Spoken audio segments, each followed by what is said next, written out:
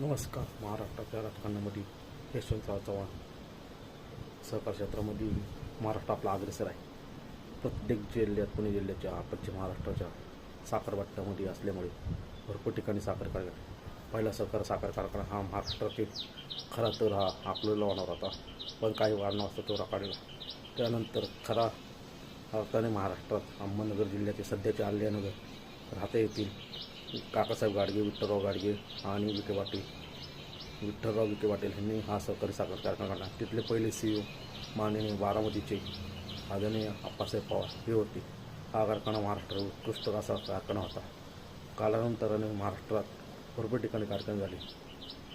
त्यानंतर यशवंतराव चव्हाणांनी अकलूजचे मोहिते पाटील शंकरराव यांना सहकार्य केल्यानंतर हा महाराष्ट्रातील सर्वात मोठा साखर कारखाना तयार झाला. तिथूनच महाराष्ट्राच्या सहकाराने साखर वाट्यामध्ये मोठ्या साखर कारखाने उभे राहिले. ते पण सहकार तत्व पुणे जिल्ह्यात प्रत्येक ठिकाणी छत्रपती सहकारी साखर कारखाना, माळेगाव असेल, सोमेश्वर असेल, इंदापूरचा मीरा भीमा असेल, दौंडचा भीमा भांडत असेल, जुन्नरला निवृत्ती शेखराचा जुन्नर सहकारी साखर कारखाना असेल, विदुराव नवले यांचा मावळमध्ये, मुळशीमध्ये संत तुकाराम सहकारी साखर कारखाना असेल, अंतराव टोपटेंचा राजगड साखर कारखाना असेल.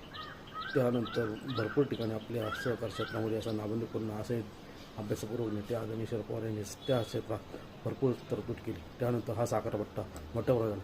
त्यानंतर सहकार क्षेत्रात सूतगिरणी झाली, भरपूर प्रमाणात सूतगिरणी झाली. सूतगिरणीसाठी त्यासाठी बलवंतराव मेहता यांच्या सहकारला विठ्ठलरावांनी सहकार क्षेत्राची मूर्तिमेढ रवली आणि त्यानंतर सहकार कारखाना अत्यंत जोमाने आज काही कारणास्तव सहकार क्षेत्र बुडीत निघालेले आहे. त्या जागी आता खाजगी सहकारी साखर कारखाने आणि सूतगिरणी चालू झालेले आहे. ही मोठी खूप शौकीनदेश आहे. आत्ताच दक्कनचा राजा सहकार क्षेत्राची एक मोठी असं कार्यक्रम झालेला आहे मुंबईमध्ये. त्यानिमित्ताने सहकार क्षेत्र सहकार विना नाही होता हे तत्व आता सध्या गरजेचं आहे. जय महाराष्ट्र.